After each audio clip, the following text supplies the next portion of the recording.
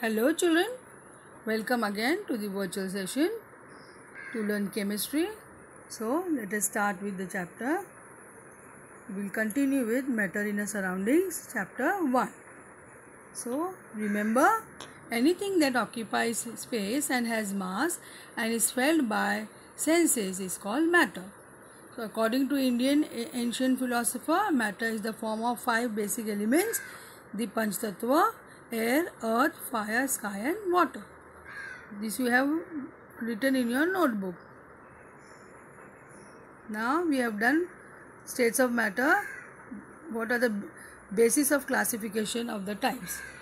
Based upon particle arrangement, based upon energy of particles, based upon distance between the particles. So we have 5 states of matter: solid, liquid, gas, plasma, Bose-Einstein condensate. So you have to make a note in your book. You have to write in your notebook very neatly. So the 5 states of matter: solid, liquid, gas, plasma and Bose-Einstein condensate, which you have learned. You are going to make a point over here. So what is plasma? A plasma is an ionized gas. A plasma is a very good conductor of electricity and is affected by magnetic fields. Plasma, like gases, have an indefinite shape and indefinite volume. Example, ionized gas. So here you can see a picture of plasma. Next, Bose-Einstein condensate. BEC, that is Bose-Einstein condensate, is a state of matter that can arise at very low temperature. So it is a state of matter which arise at a temperature nearly to absolute zero. So and the very low densities gases are it is being low temperature, the nearly to absolute zero is being applied, so you get Bose-Einstein condensate. So the gases which is at a very low density, you apply a temperature of nearly absolute zero, so that state exists. That state is called as Bose-Einstein condensate. The scientists who work with Bose-Einstein condensate received a Nobel Prize for their work in 1995. The Bose-Einstein condensate is all about molecules that are really close to each other, even closer than atoms in a solid. So majorly in your syllabus you are going to learn 3 states of matter. Majorly they are solid, liquid and gases. You just need to know, you need to be familiar with plasma state and Bose-Einstein condensate. Kindly make a note in your notebook, children. So this is a picture of Bose-Einstein condensate. The gas is at a very low density and a temperature absolute zero. It will exist in this form. So this is Bose-Einstein condensate. So now let us see states of matter. We will see the difference between them. Solid, liquid and gas. So you can see the diagram over there, the arrangement of the particles in solid, liquid and gas. So you can see in solid, fixed shape and definite volume. Liquid, not fixed shape but fixed volume. Gas, neither fixed shape nor fixed volume. Then in solid, interparticle distances are smallest. In liquid, interparticle distances are larger. In gases, interparticle distances are largest. Solids, incompressible. Just for an example, if you take a piece of chalk, you cannot compress it. So it's almost is not compressible at all. Where liquid, almost incompressible. Water, if you take and you apply pressure, you can't compress water. So almost incompressible. Similarly, here we will have gas, highly compressible because they randomly move. So an intermolecular space between the particle of gases are large. So you can compress gas. LPG is a good example over here that you can compress gases. Now high density and do not diffuse. So solid have a very high density and they will not diffuse. Here liquid density is lower than solid and it will diffuse. Here gas density is least and they diffuse. So you can relate to some real life examples over here.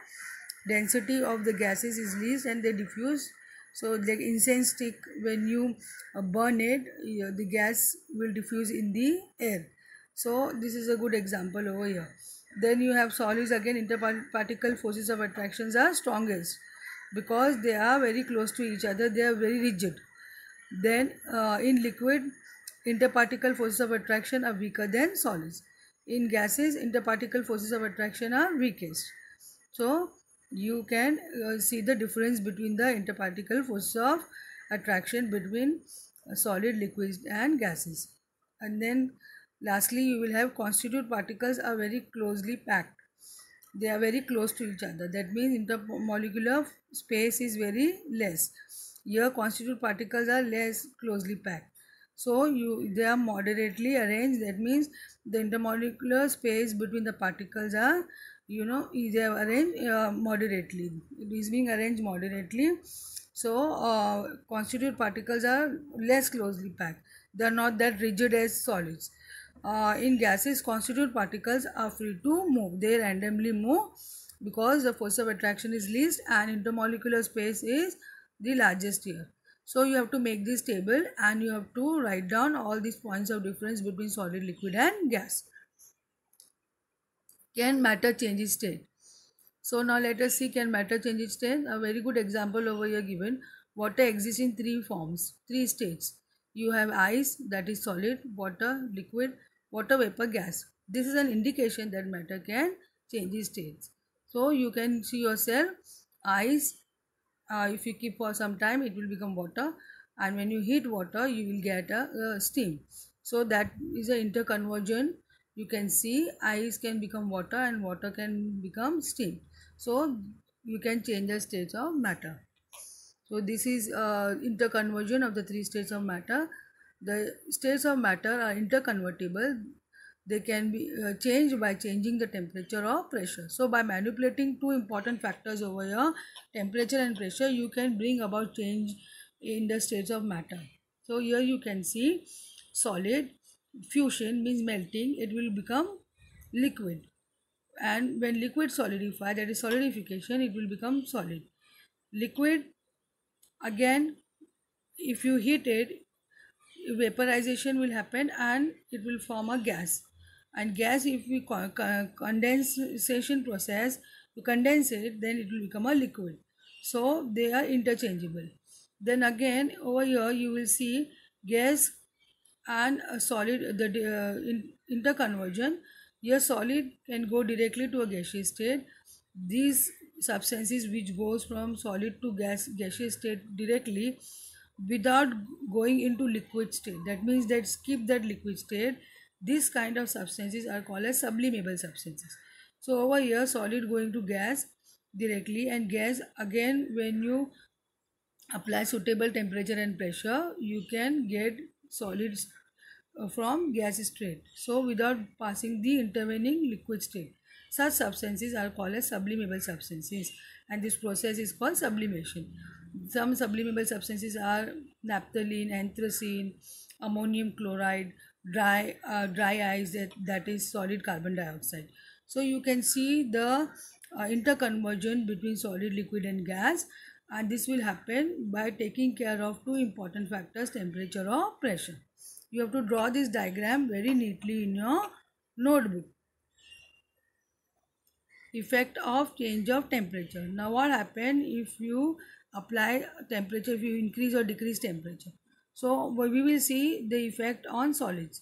So what happened to matter when we heat it? As we heat solids, the kinetic energy between the particles of solid increases, which decreases the force of attraction between them. They start vibrating and changing their positions. Slowly, due to heat, the particles become free and a solid converts into liquid.